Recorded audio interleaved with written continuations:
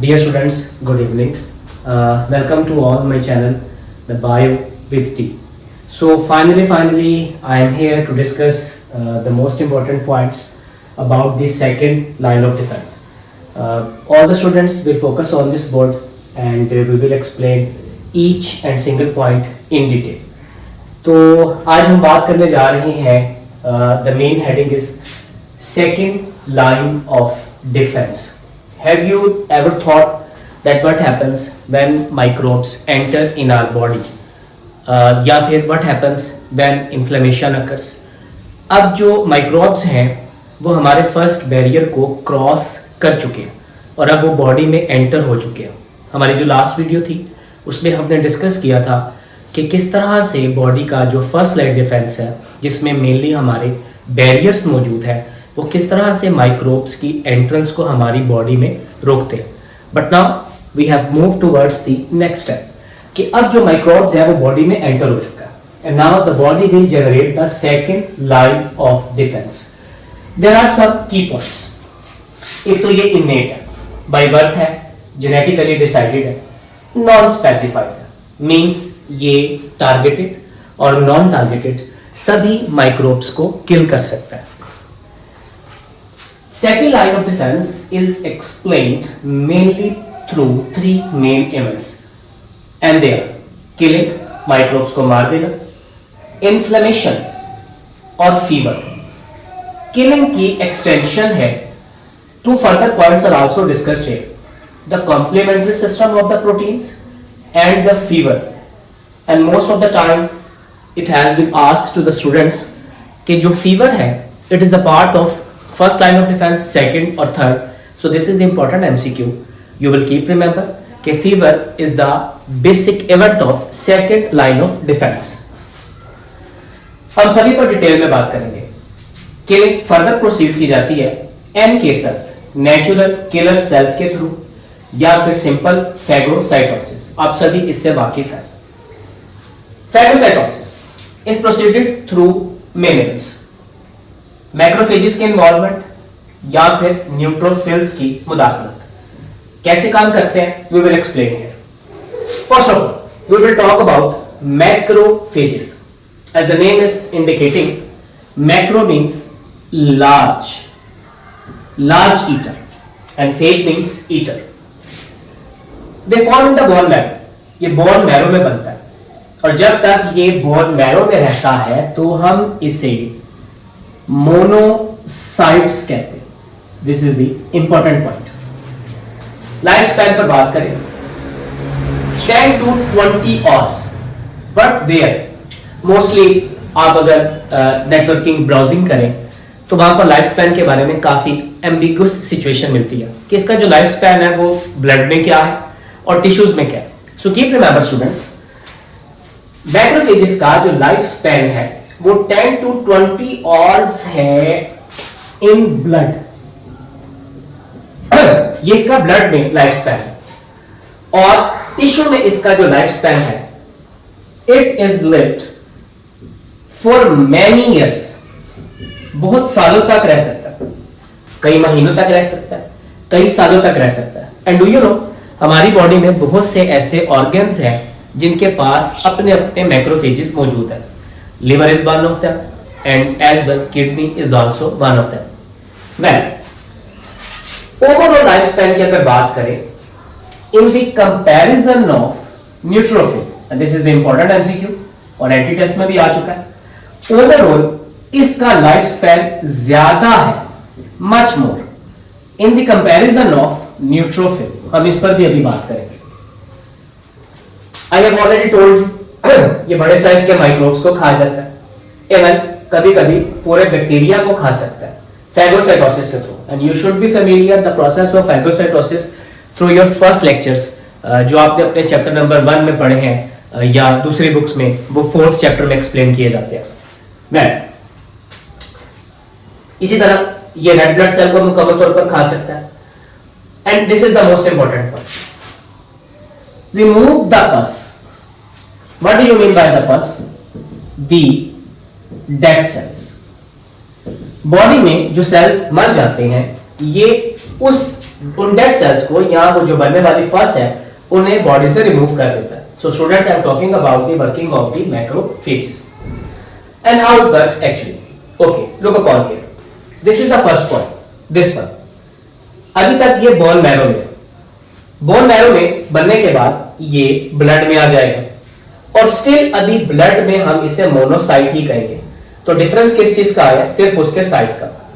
But with the passage of time it will be entered into the tissues. ये tissues के अंदर जाएगा और वहां पर ये कन्वर्ट हो जाएगा मैक्रोफेज में and finally it will start to the phagocytic activity.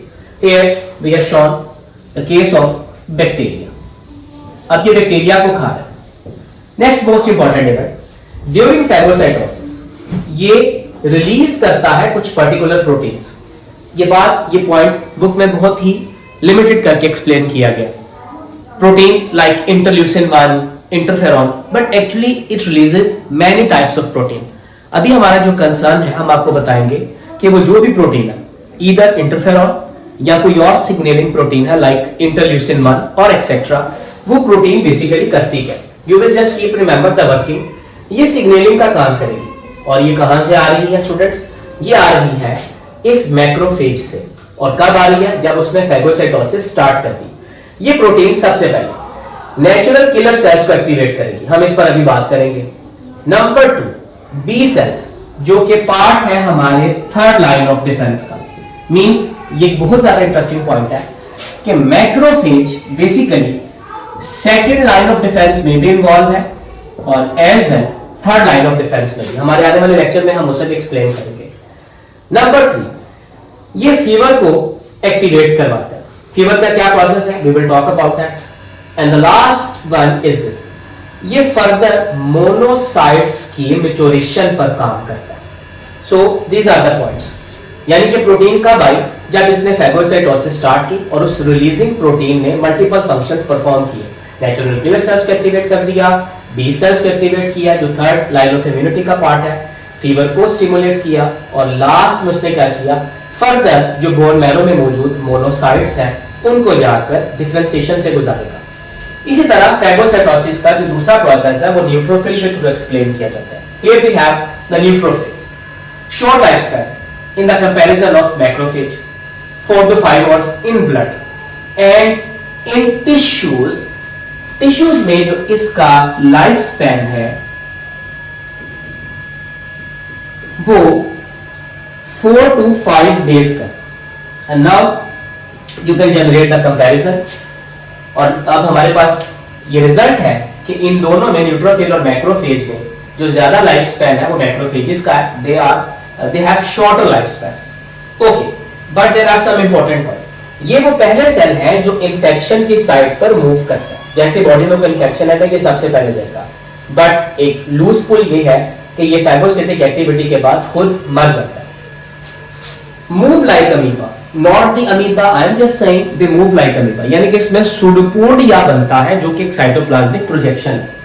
इसी तरह ये ऑलरेडी हमारी जो ब्लड कैपिलरीज है उनकी वॉल्स में सिक्वीज होता है, एम्बेडेड होता है, इसलिए ये रेडी टू फंक्शन रहता है. प्लस इन्फ्लेमेशन को एक्टिवेट करता है, ट्रिगर करता है. And I have already told you कि इसका जो लाइफ स्पैन है टिश्यू में वो 4 to 5 days का. So students, we were talking about the activity of neutrophil. Okay, next, natural killer cells presented by NK. Keep it in your mind, they are not the lymphocytes. ये lymphocytes नहीं है, but ये white blood cell की ही एक type है, but not a lymphocyte. Keep remember. Actually, it behaves like a security guard.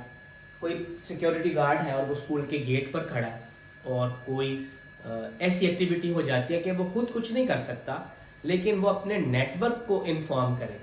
तो it behaves just like that. ये directly किल करता ही नहीं. डायरेक्टली का मतलब ये कि ये फैगोसाइटोसिस नहीं करेगा, ये कुछ सेक्रीशंस शो करता है. यहाँ पर एक छोटी सी डिस्क्रिप्शन के थ्रू ये बताया गया कि ये काम कैसे करता है. ये नेचुरल किलर सेल है. अब ये दो तरीके से एक्टिवेट हुआ. एक तो इस प्रोटीन ने इसको एक्टिवेट कर दिया था जो मैक्रोफेज की तरफ से आ गया, और इट्ससेल्फ द मोस्ट इंपोर्टेंट पॉइंट, ये बॉडी में जो इफेक्टेड सेल्स हैं उनसे डायरेक्टली एक्टिवेट हो जाता है, पर्टिकुलरली वो इफेक्टेड सेल जो वायरल इफेक्टेड सेल है या फिर cancerous cell. Always keep the difference between the viral affected cell and the cancerous cell.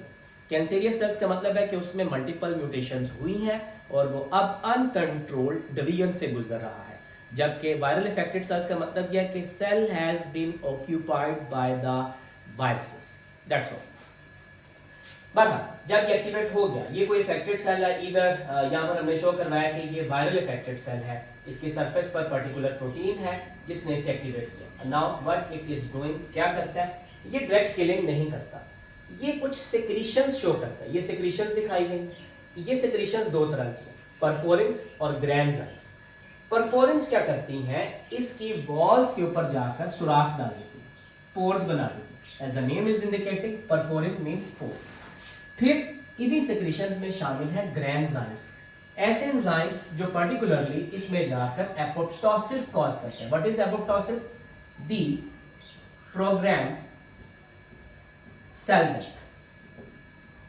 ऐसे इवेंट्स करवाते हैं जिससे वो सेल मर जाते हैं और रिजल्ट आपके सामने। अब यहाँ पर हमने उसकी किलिंग शो करवा दी। I am talking about the which one, जो ऑलरेडी इफेक्टेड सेल का। So next we have in the proceeding of this killing process, this is the complementary system which will explain. Complementary system, ये काफी confusing heading है हमारी books में, इसको detail में explain नहीं किया गया है, but you will keep focus. ये एक क्रिकेट ग्राउंड की तरह, इसे एक आर्सेनल सिस्टम भी कहते हैं, घेरा डालना।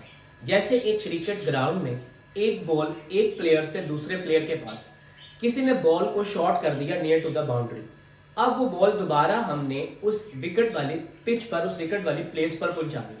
मल्टीपल उसमें प्लेयर्स इन्वॉल्व होंगे, हो सकता है वो एक प्लेयर की थ्रो से वहां तक ना जा पाए, वो एक प्लेयर दूसरे प्लेयर को पास करेगा, दूसरा तीसरे को पास करेगा, तीसरा चौथे को पास करेगा और अल्टीमेटली स्टूडेंट्स वो जो बॉल है वो उस विकेट वाली प्लेस पर पहुंच जाएगी। ये भी कुछ ऐसे सिस्टम है, क्रिकेट टीम की तरह काम करता है।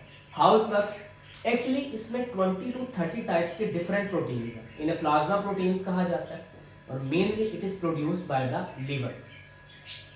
ये प्रेजेंट की जाती है C1 से लेकर 9 तक टोटल। फिर इसकी further types like C2A, C2AB, C3A, C3B, C4AB, multiple types है।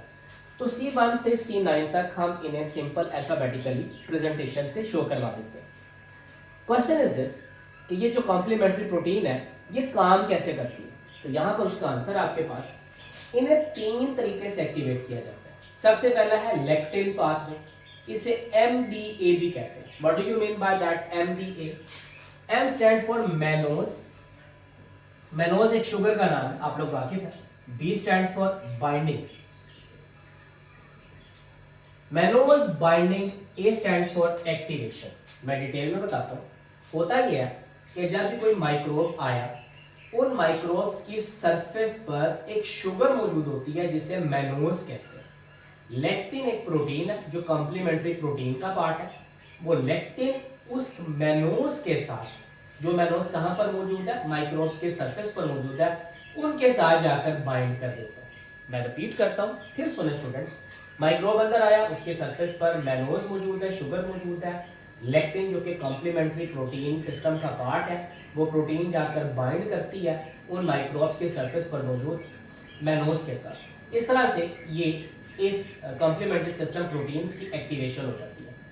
बारह अब एक्टिवेट हो गया, अल्टीमेटली रिजल्ट क्या आएगा, उससे पहले हम 2 एक्टिवेशंस को डिस्कस करें। एक है क्लासिकल एक्टिवेशन। इसमें सबसे पहले जो एंटीबॉडीज हैं वो उस माइक्रोब यानी कि एंटीजन के साथ बाइंड करेंगे, और जब एंटीबॉडी एंटीजन के साथ बाइंड करेंगी तो एक कॉम्प्लेक्स बनेगा। इसलिए हम इस एक्टिवेशन को एंटीबॉडी डिपेंडेंट एक्टिवेशन कहते हैं। यानी कि एंटीबॉडी ने बाइंड किया किसके साथ, एंटीजन के साथ, और एक कॉम्प्लेक्स बन गया, एंटीजन एंटीबॉडी कॉम्प्लेक्स, और अब ये जाकर एक्टिवेट कर देगा इस कॉम्प्लीमेंट्री सिस्टम को। इसी तरह फिर वो जो प्रोटीन है वो सिग्नल देगी, next protein, next third, fourth, fifth and so on. Last activation pathogen. Some time जो पैथोजन है वो डायरेक्टली भी इसको एक्टिवेट कर देते हैं। तो यू अंडरस्टैंड। बहरहाल अब जब एक्टिवेशन हो गई और मैसेजिंग शुरू हो गई, एक घेरा बन गया, एक सिस्टम बन गया, ball is moving from one player to next player through throwing. इसी तरह जब ये प्रोटीन एक्टिवेट हो गई तो सिग्नल ट्रांसफर किया जा रहा है through signal from one protein to the second, second to the third one and fourth and so. Ultimately क्या होगा, ये कॉम्प्लीमेंट्री प्रोटीन्स भी जाकर उन पैथोजेंस की सरफेस पर पोर्स जनरेट कर देती है। उन पोर्स की वजह से स्टूडेंट्स अंदर पोटाशियम आ जाता है जो कि मीडियम में मौजूद होगा। पोटाशियम का मतलब है कि अंदर सोल्यूट की कंसंट्रेशन बढ़ गई है। जब पोटाशियम जाएगा तो कॉमन सेंस की बात है कि कोई नेगेटिव आयन भी अंदर जाएगा, सॉल्ट बनेगा, सोल्यूट बनेगा, उन सोल्यूट की कंसंट्रेशन उस सेल में ज्यादा हो जाएगी। जब ऐसा होगा तो अल्टीमेटली वाटर ऑस्मोसिस के थ्रू इन सेल्स के अंदर जाएगा and they will be burst, ये फट जाएगा। यानी कि कॉम्प्लीमेंट्री प्रोटीन क्लीन बोल्ड कैसे किया कि जो लास्ट प्रोटीन थी इस कॉम्प्लीमेंट्री प्रोटीन की, उसने जाकर पैथोजन के सरफेस पर पोर्स कॉज किए, सुराख बना दिए, जिससे अंदर पोटाशियम आ गई, सोल्यूट बढ़ा, सोल्यूट ज्यादा होने से मीडियम से सराउंडिंग से वाटर उस सेल के अंदर आ गया और वो बस्ट हो गया, रप्चर हो गया, उस सेल की डेथ हो गई। That's all. ये कुछ एप्टीट्यूड एमसीक्यू है, बहुत important, please focus. So statement dash is not an इनेट, इनमें से कौन है जो इनेट नहीं है? फीवर नहीं, ये सेकंड लाइन ऑफ डिफेंस का पार्ट है, ये तो इनेट है। इन्फ्लेमेशन नहीं, हमने अभी तक डिस्कस तो नहीं किया बट ये भी इनेट है। वैक्सीनेशन और mucus, keep remember vaccination is the part of third line of defence, ये इनेट इम्यूनिटी का पार्ट नहीं है। म्यूकस आप लोगों ने फर्स्ट लाइन ऑफ डिफेंस में पढ़ा था जिसमें हमने बैरियर्स को डिस्कस किया था, तो ये तीनों ही इनेट इम्यूनिटी का part. Second MCQ, most abundant with lysosome, इनमें से कौन है? मैंने सिर्फ दो ही ऑप्शंस मेंशन किए हैं जिनमें हमें कंफ्यूजन रहती है कि इनमें से कौन है जिसमें लाइसोसोम की तादाद ज्यादा है। मोस्टली बच्चे इसको आंसर कर देते हैं नो, हालांकि इसकी एक्टिविटी भी ज्यादा थी, इसने ज्यादा काम किया, लाइफ स्पैन भी ज्यादा, but you will keep remember neutrophils में लाइसोसोम की कंसंट्रेशन हमेशा ज्यादा होती है। Okay, third, who form the पस, ऑलरेडी हमने बता दिया, मैक्रोफेज और न्यूट्रोफिल। बच्चे इस ग्रामेटिकल वर्ड को मिस कर देते हैं। मैक्रोफेज ने रिमूव किया था, फॉर्मेशन नहीं की थी, but who is forming the पस? न्यूट्रोफिल फॉर्म्स द पस। क्यों भाई, ऐसा क्यों होता है? न्यूट्रोफिल का एक लूज पॉइंट ये भी है कि ये मर जाते हैं, जब फैगोसाइटोसिस हो जाती है तो ये सुसाइड कर लेते हैं, मर जाते हैं, इसलिए ये पस बनाते हैं, जबकि मैक्रोफेजेस उस पस को रिमूव करते हैं। That's all students. आज हमने अपने आज की इस वीडियो में सेकेंड लाइन ऑफ डिफेंस में मेनली किलिंग वाले सभी कंपोनेंट्स को डिस्कस कर लिया एक्सेप्ट ऑफ फीवर। नेक्स्ट इंशाल्लाह will talk about inflammation and fever और फिर हमारा ये टॉपिक कंप्लीट हो जाएगा। लेकिन उससे पहले मैं आपसे एक्सपेक्ट करूंगा कि आप चैनल को अच्छे से सब्सक्राइब करें और अपना कंप्लीट वॉच टाइम दें। मिनिमम जो रेलिवेंट स्टूडेंट है उसको ये इंडिकेशन दी जाती है कि वो इस वीडियो को मुकम्मल तौर पर वॉच करे। Thank you so much, wish you good luck for the next video.